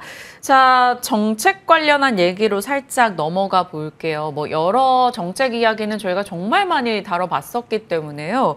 어제 이제 문화 콘텐츠 쪽에 대한 육성 의지도 시장에서 조금 이슈가 되면서 콘텐츠 관련주, 일부 엔터주, 웹툰주 이렇게 올라섰습니다. 이쪽도 참 많이 관심을 못 받았던 종목들이 포함이 되어 있는 섹터란 말이죠. 조성호 부장님. 엔터, 웹툰, 콘텐츠. 사실 부장님이 막 웹툰 보시거나 아니면 드라마 보시거나 잘 안 하실 것 같긴 한데. 네, 정확히 보셨습니다. 제가 제일 약한 쪽 섹터기도 하고요. 네. 뭐 드라마, 예능 잘 모르고 사실 아이돌도 잘 모르니까 저는 사실 주식시장의 제 지론이 모르면 건들지 말자 쪽이거든요. 아는 거 하기도 바쁜데 뭐 모르는 거 뭐 억지로까지 이렇게 들이댈 필요는 없다고 생각을 합니다만 또 원체 이제 정책 기대감이 커지다 보니까 군집성이 좀 굉장히 커지는 그런 이제 모습이긴 하죠. 일단은 문화광고 실현 5대 문화광고 실현을 위해서 51조라는 이 금액 자체도 굉장히 좀 큰 자금이고 하다 보니까 웹툰이나 아니면 컨텐츠 이제 엔터주까지도 사실 넓게 보면은 네. 같은 카테고리라고 볼 수 있어서 그런 기대감이 지금 과하게 반영이 되고 있는데 사실 제가 그렇다고 아예 들여다보지 않는 것은 아니고 훑어는 보는데 그래서 사실 이제 이쪽 그 웹툰이나 컨텐츠 이 관련 종목들을 보게 되면 사실 한계 기업들이 좀 많이 보여요. 그러니까 좀 이제 단계 어떤 좀 이제 테마적인 좀 시세로 저는 일단은 그렇게 보는 게 좀 맞을 것 같고 하지만 이제 우리가 이런 어떤 정책 기대감에서 이 부분을 이제 놓치지 않고 그래도 시장 수익률 정도는 따라가고 싶다라는 이제 시청자분들이 계신다면은 너무 이제 작은 종목 쪽에서 우리가 뭘 하시려고 하시기보다는요. 근데 이 와중에서도 이제 실적을 꾸준하게 내면서도 덩치가 좀 있는 종목들이 있거든요. 대표적으로 CJ E&M이나 스튜디오 드래곤 같은 경우에는 안정적인 어떤 이익이 좀 나고 있으면서 또 인덱스 종목이기도 하고요. 그러다 보니까 이제 기관 외국인들의 수급이 좀 추세적으로 이어진다고 하면은 이런 부분들은 좀 중기적인 방향에서는 좀 괜찮다고 보는데 예를 들면 이제 미스터 블루라든지 아니면 이제 작은 종목들 있잖아요. 이런 애들은 그날은 급등하지만 또 다음날 급락하는 급등락의 변동성이 굉장히 크기 때문에 시세의 좀 연속성을 좀 담보하기는 쉽지 않거든요. 그래서 제가 아는 선에서는 이 정도 선으로 말씀드리는 게 딱 좋을 것 같아요. 그래서 CJ E&M이나 스튜디오 드래곤 같은 덩치가 있으면서 실적 기반의 종목 위주로만 저는 그렇게 좀 관심을 제시를 해드리도록 하겠습니다. 아는 종목 위주의 접근 네. 권고해 주셨고요. 사실 이제 저 같은 경우는 웹툰을 많이 보는 편이에요. 네이버 웹툰, 카카오 웹툰 많이 봐서 그러고 보니 또 네이버 가까우네요. 아무튼 그런 생각도 드는데 이 웹툰이 사실 제가 원래도 좀 보긴 했었지만 진만쌤이 수년 전에 이제 나 혼자만 레벨업 저한테 정말 재밌다고 권해주셔서 제가 한 이틀 내리 밤새면서 봤던 기억이 있거든요. 웹툰 쪽 진만쌤 꽤 많이 보시는 편인 걸로 알고 있는데 웹툰주, 콘텐츠주 이쪽에 어떤 의견이세요? 네, 일단 웹툰 쪽 보시게 되면은 지수가 쉬어갈 때 뭐 단기적인 이제 수급 모멘텀, 즉 AI 소프트웨어 쪽이 살짝 빠질 때 수급 모멘텀이 있을 것으로 전망은 되는데 저는 일단 웹툰 산업에 대해서 그렇게 밝게는 보지 않습니다. 즉 이전에 몇 년 전에 있었던 나 혼자만 레벨업이 아직도 대장입니다. 그 이후에 나오는 대형 IP가 없다라는 이야기입니다. 즉 그거 하나로 여전히 시장은 계속적으로 그것만 바라보이고 아마 그 아류작들이 계속적으로 나오게 되면서 오히려 웹툰이나 콘텐츠 쪽의 질을 좀 떨어뜨렸기 때문에 실제로 보시게 되면은 콘텐츠 쪽 혹은 이제 관련돼서 사업을 영위하는 웹툰 쪽 영업이익 보시게 되면은 계속 적자입니다. 즉 그렇게 산업군 자체가 안 좋다라는 이야기로 이제 말씀을 드리겠고, 즉 단발적인 시세 분출은 가능하나 지속적으로 끌고 가기에는 좀 제한된 부분들이 많고요. 실제로 이제 네이버 웹툰 또한 그렇게 이제 나스닥 상장을 했지만 그게 당일 고점으로 계속적으로 하락하는 모습을 보여주었기 때문에 웹툰 쪽은 뭐 단발적인 시세 정도를 제외하고는 그렇게 크게 의미는 없다라고 이제 말씀을 드리면서 이제 밀리의 서재를 제가 요즘 조금 보긴 합니다. 이제 조금 이제 보는데 생각보다 이제 관련돼서 많이 보시는 분들도 조금 많고 관련돼서 조금 이제 이북이나 여러 가지 만화나 웹툰 쪽도 좀 확장을 하는 그런 분위기가 있기 때문에 만약에 웹툰 쪽 보시게 되면 그래도 이제 밀리의 서재를 좀 편입을 하면서 관련돼서 이제 지금 음봉 조금 더 뜨면 한번 관심을 가져보시면 좋을 것 같고 그 외 종목은 굳이 필요하진 않을 것 같다라고 말씀을 드리면서 작은 종목이기 때문에 큰 돈에 투자하기는 좀 애매한 부분들이 있고요. 콘텐츠 쪽 보시게 되면은 다음 주에 드디어 이제 오징어 게임 3가 오픈될 예정입니다. 관련돼서 예고편 보니까 되게 흥미가 잔뜩 땡기긴 하는데 물론 이제 당일날 기점으로 재료 소멸할 가능성은 크겠지만 뭐 콘텐츠 쪽 효과가 좀 나오게 되면서 한두 번 정도 이제 VFX나 뭐 VR 관련된 기업 혹은 이제 음향 관련된 기업 한번 지켜보시게 되면서 여러분들이 한번 단기간 정도로만 관심을 가져보되 크게는 보지 말자. 이제 방금 부장님께서 말씀하신 것처럼 크게 웹툰 쪽이나 이제 컨텐츠 쪽 볼 거면 CA ENM이나 스튜디오 드래곤은 여전히 좀 싸다. 이렇게 좀 말씀을 드리겠습니다. 네, 밀리의 서재가 왜 KT 밀리의 서재가 돼 있는가 또 시청자분들 아리송하실 수 있을 것 같아서 4월 28일에 이제 사명을 바꿨다라는 점, 약간 KT 그런 이제 그룹의 느낌으로 좀 강화하는 움직임이었던 것 같습니다. 자, 두 분 다 약간 느낌 오셨죠? 약간 뜨뜨미지근한 웹툰 이쪽에 대해서는 일단 그냥 참고용으로 이 정도 봅시다 이런 느낌으로 주신 것 같은데 그러면 이제 한한령 해제로 가서 또 내수 부양 추경안도 이제 얼추 나왔기 때문에 그 소비재단의 뭔가 회복 기대 이런 걸로 한번 연결을 해보겠습니다. 하반기 되면 이제 중국인 단체 관광객 무비자 입국도 있고요. 이제 추경으로 내수 소비 활성화 이런 것들을 기대해 봤을 때 소비재단에서 어디를 더 먼저 봐야 될지 궁금한데 조성호 부장님 이쪽은 어떠세요? 참 다채로운 번지수가 있다 보니까 뭐 이제 소비주에서 지금 현재 이제 가장 좀 시세가 좀 가장 좋았던 쪽이 일단 화장품주였고 네. 그리고 최근에 뭐 이제 여행주라든지 뭐 카지노주가 이제 뒤따라가는 그런 양상이고 그리고 단순히 이제 한한령 기대감뿐만이 아니라 이제 민생회복 지원금까지도 곁들여지다 보니까 전반적으로 이제 소비주가 모처럼 조금 활기를 띠는 그런 모습이죠. 일단 큰 틀에서 보면은 한한령 기대감으로 많이 일단은 좀 반영을 하고 있습니다. 일단 사실 이번에 그 G7 정상회담을 통해서 어쨌든 이제 전 세계에 대한민국의 외교 채널이 이제 정상적으로 복원됐다라는 상징성이 좀 분명히 있고 그리고 이제 앞으로 이제 어느 국가든 그동안 좀 소원했었던 국가와의 그런 어떤 이제 관계 회복이 기대가 되는 것이고 또 그중 이제 대표적인 국가가 중국이고 또 하나 따지면 북한이겠네요. 예, 뭐 경역까지도 포함해서 볼 수 있겠네요. 그런 기대감들이 이제 좀 반영이 되고 있는 이런 상황이다 보니까 결국에 이제 관계 회복이 기대가 된다고 했을 때는 또 이제 서로 이제 호의적인 어떤 그런 액션들이 또 뒤따를 수도 있는 부분이고 이런 것들이 이제 전체적으로 좀 소비재의 군집성을 확대해 주는 것이고 또 여기에 이제 민생회복 지원금까지 곁들여지다 보니까 많은 부분들이 지금 이제 이쪽으로 좀 기대감을 양산시키는 것 같은데요. 일단 뭐 이제 여러분들 이제 그래 거두절미하고서 뭐 해야 돼 뭐 하시겠지만 일단 화장품주는 단계 너무 급등했기 때문에 좀 요건 좀 스물 고르는 좀 그런 쪽을 좀 보고 있고 여행주 같은 경우도 어제 좀 많이 올랐거든요. 근데 카지노주가 아직은 가격적으로 좀 괜찮습니다. 파라다이스나 GKL 같은 거 아직은 유효하다 보고 있고 그리고 추가적으로 본다고 하면 어제 여행주가 급등했는데 항공주가 아직 얌전해요. 그래서 여행주 가는데 항공주 놔두고 혼자 가기 이런 생각 쉽지 않거든요. 근데 항공주가 현재로서는 가장 가격이 좋습니다. 그러니까 저는 항상 어떤 섹터를 접근할 때는 우리 수천 명의 시청자분들이 다 한 덩어리의 투자 심리나 성향을 갖고 있다고 생각하지 않아요. 그러니까 그런 어떤 성향에 따라서 좀 계단식으로 여러분들의 어떤 성향에 맞게끔 전략을 드리고 싶은데 물론 공격적인 분들이야 뭐 여전히 화장품주에 뭐 멱살을 잡으시는 거 뭐 나쁘지 않을 수 있습니다만은 그래도 놓쳤다 좀 많이 오른 거 아니냐라는 그런 생각이 드시는 좀 보수적인 성향의 투자자분들이시라면 그럼 저 항공주가 좀 아직 바닥권에 있어가지고 매력적이라 보고 있고요. 뭐 진에어 같은 종목들은 또 안정적으로 이익이 나고 있거든요. 네. 그러니까 이런 쪽으로도 접근하시는 것도 나쁘지 않다 이렇게 보고 있습니다. 네, 항공주 단이 지금으로서 좀 약간 다른 종목 대비 덜 관심받은 상황이라서 접근하기 좀 편하다라는 점 또 언급을 해주셨고요. 카지노의 일부 종목들도 같이 체크해 주셨습니다. 화장품과 미용기기 뒷말씀 정말 많이 얘기를 해주셨었는데요. 달바글로벌도 그렇고요. 뭐 APR, 휴메딕스, 제닉 등도 마찬가지입니다. 5월 20일 파마리서치도 있었네요. 파마리서치 이슈에 대해서도 살짝 여쭤봐야 되겠는데요.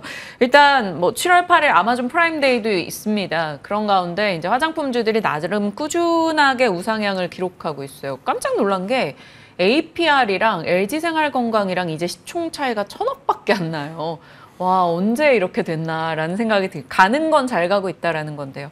이 뷰티 쪽 어떻게 보세요? 자, 일단 뭐 LG생활건강은 시장에서는 제조업이라고 판단을 하는 것 같습니다. 뭐 크게 화장품이나 멀티플을 주기보다는 그냥 이제 기초생활품 혹은 이제 기초 관련돼서 이제 비노회사에서 아마 좀 제조업으로 판단을 하는 것 같고 지금 이제 화장품 대장주들을 봤었을 때 뭐 APR이라든지 달바글로벌 그다음에 뭐 실리콘투 같은 기업을 좀 대형주라고 좀 보시면 좋을 것 같은데 그들이 갖고 있는 공통점을 하나 이야기를 해보면은 단일 IP가 세다라는 겁니다. 즉, 확장성을 가진 단일 IP를 가진 쪽에서 시장은 멀티플에 대한 요소를 되게 후하게 준다라는 그런 생각이 들고 있고요. 즉, APR도 그렇고 돈 잘 버는 하나의 단일 IP가 존재하는데 이게 확장성까지 갖고 있으면은 뭐 이게 아무래도 이제 추가적으로 이 확장성만 보여주면 멀티플을 많이 줄 거다라고 이제 생각을 하게 되면서 여러분들이 화장품과 저는 이제 미용기기 쪽을 충분히 보셔도 좋을 것 같고 단기적으로는 방금 설명해 주신 것처럼 7월에 아마존 프라임데이가 있고요. 그다음 11월 이제 연말쯤에서 북미나 유럽 쪽에 이제 올리브영이 진출하게 되면서 단기적인 좀 단일 IP를 잘 갖고 있는 기업들에 대해서는 충분히 수급을 받을 거라고 전망이 되고 의외로 보시게 되면 화장품 기업들 내에서 주가 차이가 좀 큽니다. 한국 화장품 제조나 뭐 ODM 관련주들은 생각보다 주가는 계속적으로 이제 좀 횡보를 하고 있고요. 달바글로벌 그다음에 뭐 API 같은 기업들은 많이 올라가고 있는 것도 사실이기 때문에 즉 잘 하고 있는 기업만 시장은 또 이제 평가를 해준다. 좀 이렇게 말씀을 드리면서 이제 아무래도 지금 당장 보기 좋은 기업들 보시게 되면 이제 VT가 그래도 단일 IP가 많이 꽤나 강한 편이고 생각보다 매출이나 영업이익도 잘 나오는 구간인데 확장성만 보여주게 된다라고 하면은 충분히 시장에서 좀 좋은 평가. 예를 들어 뭐 VT 팩 뭐 이런 거 나오게 되면 또 시장에서 확장성을 줄 만한 멀티플을 줄 만한 요소 중에 하나다라고 생각이 되고 있고요. 유통 쪽으로 보시게 되면 여전히 저는 CJ가 탑픽입니다. 지주사 저평가 관련된 이슈와 더불어서 북미 쪽뿐만 아니라 유럽 쪽마저 올리브영이 진출하게 되면은 관련돼서 화장품 섹터가 정말로 크게 확장할 수 있을 만한 확장성을 보여줄 만한 사례다라고 말씀을 드리면 정말로 이제 올리브영 보시게 되면 지금 아까 중국 무비자 여행도 이야기 말씀해 주셨는데 정말 많이 가면 올리브영 정말 많이 가고요. 정말로 많이 쓸어 담는 액션들을 많이 보여주고 있기 때문에 여러분들이 관련된 여러 가지 이슈들은 제가 정리해서 밑에 있는 QR코드 찍고 들어오시게 되면은 제가 이제 여러 가지 성장 스토리나 VT와 CJ를 왜 사야 되는지 여부를 좀 알려드릴 테니까 한 번 정도 관심 가져보시면 좋을 것 같고 화장품은 제가 아까 말씀드린 지수가 쉬어갈 때 올릴만한 섹터 중에 하나다. 이렇게 말씀을 드리도록 하겠습니다. VT와 CJ 얘기해 주셨고요. CJ 같은 경우는 4월에도 이미 한번 말씀 주셨던 걸로 기억하는데 좋은 상승률을 기록했습니다. CJ 하면 조성호 부장님도 지주사에서 좀 저평가되어 있는 거 관심 갖자 하면서 얘기해 주셨던 거 제가 기억하거든요. 네, 네. CJ도 지속 보유 의견에 동의하십니까? 아니면 조성호 부장님 조금 챙겨보자라는 쪽이실까요? 이제 저는 사실 이제 지주사 종목들은 이제 지금부터는 보유자 영역 쪽으로 좀 판단을 하고 있어요. 왜냐하면 전에도 말씀드렸다시피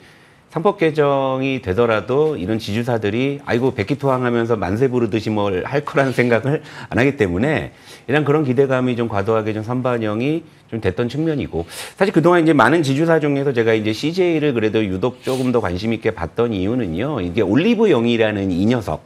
이 녀석이 사실 예전에는 이제 상장 쪽으로 방향을 잡았었는데 결국에 이제 뭐 상법 개정이나 이런 부분 때문에 결국에는 이게 뭐 이제 흡수 합병에 대한 기대감도 좀 반영이 됐었기 때문에 다른 지주사 대비해서 좀 차별화된 모멘텀이 있다라고 생각을 했었어요. 근데 막상 이제 시장이 전개되다 보니까 오히려 이제 더 막 질주하는 지주사들이 많았기 때문에 이제 상대적으로 조금 이제 탄력이 좀 그러니까 탄력이 덜한 측면들이 있었는데 어제는 울분을 토하는 독야청청 급등이 좀 나왔었기 때문에 좀 그래도 이제 한을 풀었지 않나 이렇게 생각을 하는데 뭐 CJ뿐만이 아니라 이제 전체적으로 이제 지주사 쪽은 여기서 이제 추가적인 좀 룸은 그렇게 크게 잡지는 않습니다. 그래서 신규 진입은 뭐 이 구간에서 굳이 뭐 애써 뭐 다른 거 많은데 뭐하러 이거 따라갈 필요 있나 이런 생각이고요.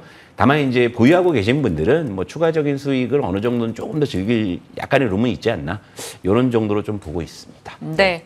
뷰티 쪽에서 이제 지주사로서 또 CJ 올리브영을 갖고 있기 때문에 CJ 두 분의 의견을 확인을 해봤고요. 진만쌤께서는 CJ 조금은 더 공격적으로 그리고 조성우 부장님께서는 보유자의 영역 정도로만 얘기를 해주셨습니다. 참고해 보시죠.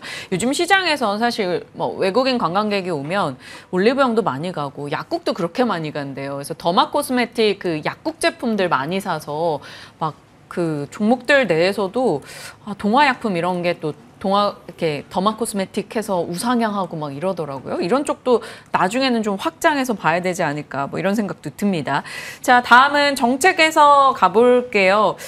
지금 정책에서 우리가 기대하고 있는 게 AI 앞서 소프트웨어 얘기를 나눠봤었고 그 밖에 뭐 추경, 지역화폐, 스테이블코인 등등으로 좀 이제 분류해서 볼 수 있는데 추경 쪽의 키워드, 스테이블코인의 키워드. 그러면 스테이블코인으로 진만쌤 먼저 스테이블코인 잡아주셨으니까요. 일단 이쪽 이슈가 지금 거의 일주일 중에 가장 뜨거운 키워드라는 거 명확하고요. 근데 이제 종목들도 뜨거워서 어떻게 대응을 할까 고민이에요. 네, 일단 뭐 미국 시장에서도 이제 뭐 템버가 나온 종목이 있죠. 이제 뭐 서클이 엄청나게 올라가서 관련돼서 이제 USDC 혹은 이제 국내 스테이블 코인 관련주들도 많이 올라가고 있는데 일단은 뭐 지역 화폐와 스테이블 코인은 어느 정도 동일 선장선에서 지켜보고 이제 보시게 되면은 전체적으로 다 과열 종목 걸린 종목들도 굉장히 많고요. 그 다음에 이제 뭐 단일가 거래하고 있는 종목들도 굉장히 많아서 분명히 이제 관련된 시세는 간발적으로는 조금 이제 오늘 이제 좀 지켜보셔야 되는 게 코나이가 어제 하한가 갔는데 뭐 이제 어제 굉장히 물어보시는 분들이 많아가지고 저도 찾아보니까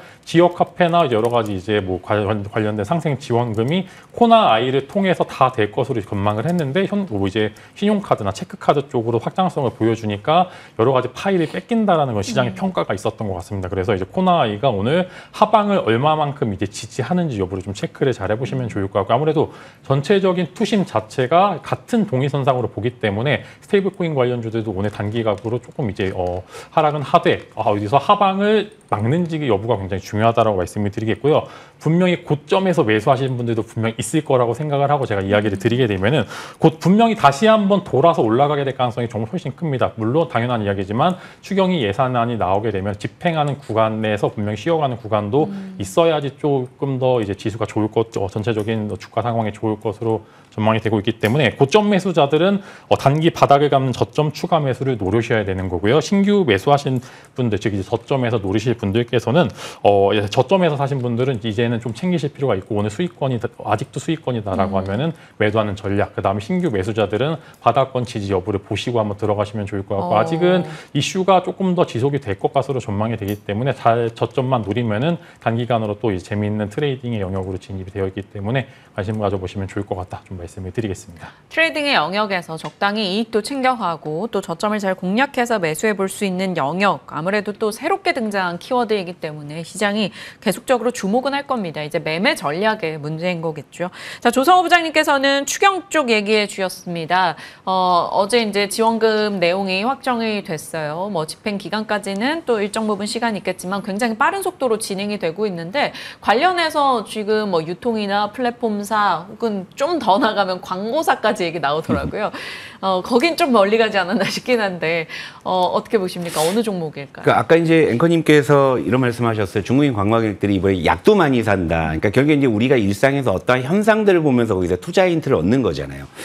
물론 이제 전체적으로 소비주는 이제 한한령 해제 기대감부터 이제 민생회복 지원금까지 폭넓은 지금 모멘텀이 모여들고 있는 상황인데, 자, 어제 이제 발표된 민생회복 지원금의 이제 세부적인 내용을 뜯어보게 되면 어제 코나이의 하한가도 이를테면 이제 뭐 신용카드나 체크카드 지급처럼 그쪽에 반응을 하는 것처럼 사실 이제 차상위 쪽이랑 저소득 기초생활수급자 쪽에 조금 더 지원금이 늘어나는 쪽이죠. 근데 이쪽 계층들은 여러분들도 아시다시피 정말 당장에 돈이 생기면 1차 소비를 할 수 있는 그런 계층들로 볼 수 있죠. 그럼 거기에 직접적으로 수혜를 볼 수 있는 그런 섹터를 공략해 보면 좋을 것 같다는 생각이에요. 네. 이를테면은 유통주 중에 편의점이나 이마트 직접적으로 수혜 볼 수 있겠죠. 당장에 돈 생기면은 마트 가서 장도 좀 볼 수 있는 부분이고 또 편의점 가서 뭔가 이제 좀 이렇게 간단한 어떤 그런 부분들 할 수 있는 부분이기 때문에 GS 리테일 같은 거, 이마트 같은 거 이런 거 볼 수 있겠죠. 그리고 이제 또 1차 소비를 연결한다고 해보면 의류주나 섬유 의복주도 사실 그 카테고리에 들어갑니다. 네. 근데 제가 말씀드린 이런 유통주나 섬유 의복 쪽은 제 가격적으로 굉장히 매력이 있기 때문에 말씀을 드리는 거예요. 이미 이제 어떤 트렌드를 타고 이슈가 집중이 되면서 이제 시세가 나서 이제 좀 이제 변동성이 있는 그런 섹터들이 아니라 아직은 좀 바닥에 깔려 있다고 봐도 무방할 정도로 굉장히 가격 메리트가 있는 쪽이거든요. 그러니까 결국에 이제 이런 쪽이 민생회복지원금의 이제 집행이 이루어졌을 때 분명히 이제 장부상에서도 분명히 뭔가 실적적인 부분들에 대한 트리거가 나올 수도 있다고 보거든요. 그래서 저는 여러분들께서 이제 지금 뭐 막 이렇게 핫한 여행주나 화장품주를 추격 매수하시는 것보다는 그런 쪽을 내다보시면서 뭐 편의점주라든지 아니면 뭐 마트 뭐 유통주라든지 섬유 의복 뭐 한세실업 같은 것도 우리가 좀 볼 수 있겠죠. 이런 쪽으로 관심을 가지면서 미리 좀 길목 매수를 하시는 것도 좋은 전략이 아닌가 이런 생각이 드네요. 네. 네. 참고하겠습니다. 유통단에서 길목 매수, 뭐 일전에 또 편의점에 대해서는 진만쌤도 얘기 주셨던 걸로 기억하는데 이쪽 두 분의 의견이 모이고 있으니 지켜보도록 하겠습니다. 짤막하게 원전 해체 얘기 안 할 수 없는데 진만쌤 AS 차원으로만 지나가겠습니다. 이제 오르비텍을 비롯해서 뭐 우진엔텍 등의 원전 해체 쪽도 종종 얘기를 주셨었잖아요. 원전 해체 이슈가 어제 좀 부각이 되며 관련 종목들이 상한가 막 갔었어요. 지금 프리마켓 7분 정도 진행이 됐는데 종목들이 올라간단 말이죠. 어떡할까요? 네, 일단은 아마 오늘 갭상승한 부분들에 대해서 부담은 좀 있을 겁니다. 어제 상한가 간 종목들도 나왔기 때문에 오늘 이제 상승 추세를 이어가기에는 조금 애매한 부분들도 있는데 일단은 그럼에도 밑에서 잘 잡으신 분들께서는 굳이 매도하실 필요는 없다라고 생각이 되고 있고요. 한국뿐만 아니라 이제 계속 이란 쪽에서도 이슈 나오는 게 단발적으로도 뭐 또 이제 재료의 영역으로 지켜보시면 좋을 것 같고요. 분명히 이제 원전 해체 시장이나 여러 가지 관련돼서 핵폐기물 관련된 이슈는 지속이 될 거다라고 이야기 드리면서 조금 더 지켜보시되 신규 매수를 노리시는 분들께는 쉬어갈 때서 한번 사보시면 좋을 것 같고 오늘 어제의 종가를 기준으로 해서 여러분들이 매매 타점을 잘 잡으실 필요가 충분히 있을 거라고 생각이 되고요.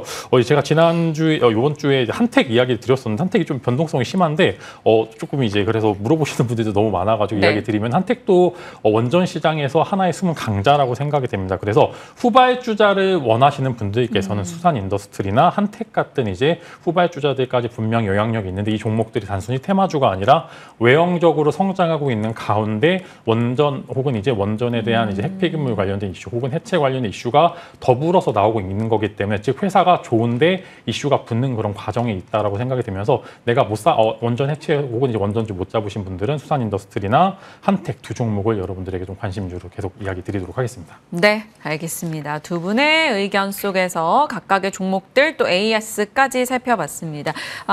또 오늘의 픽 종목 한번 보도록 할까요?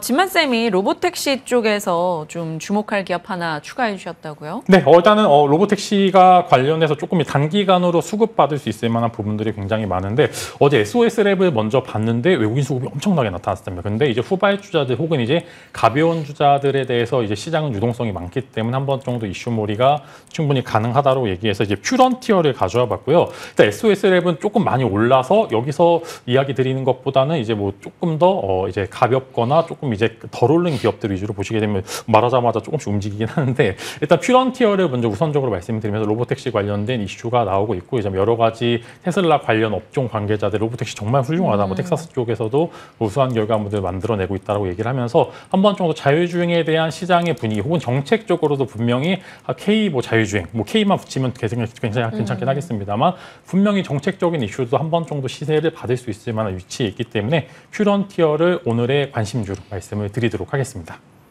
네.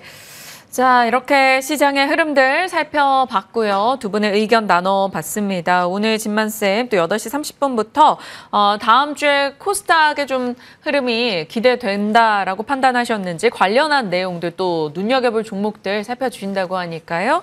귀 기울여 주시길 바랍니다. 자, 오늘 조성호 부장님 그리고 김진만 위원님과 함께했습니다. 고맙습니다.